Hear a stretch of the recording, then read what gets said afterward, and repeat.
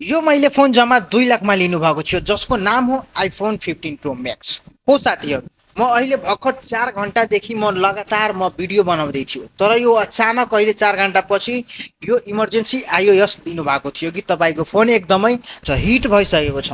त्यो भएर मैले यसको कभर निकालेर अहिले नर्मल हुनको लागि 10 मिनट राखिएको थियो, तर यो एकदमै नर्मल हुनु भइसकेको छ।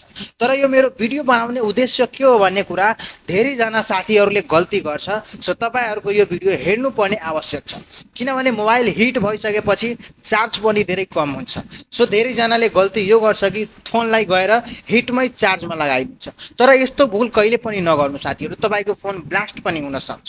तपाईँ पहिला 10 मिनट फोन स्विच अफ भइहाल्यो, केही फरक पर्दैन, तर 10 मिनट 15 मिनटको लागि तपाईँ आफ्नो फोनलाई चिसो हुनको लागि राखिदिनु, त्यसपछि तपाईँ चार्जमा लगाउनुहोस्। सो धेरैजना साथीहरूको यही कुरा हुन्छ, त्यही भएर म यो भिडियो बनाएको छु। र यदि तपाईँको पनि साथीहरू आइफोन युजर हुनुहुन्छ र यस्तो गल्ती गर्दै रहन्छ भने तपाईँ यो भिडियो उहाँलाई अवश्य सेयर गरिदिनु होला, र तपाईँहरूको धारणा के छ भने प्रश्न अवश्य गरिदिनु होला।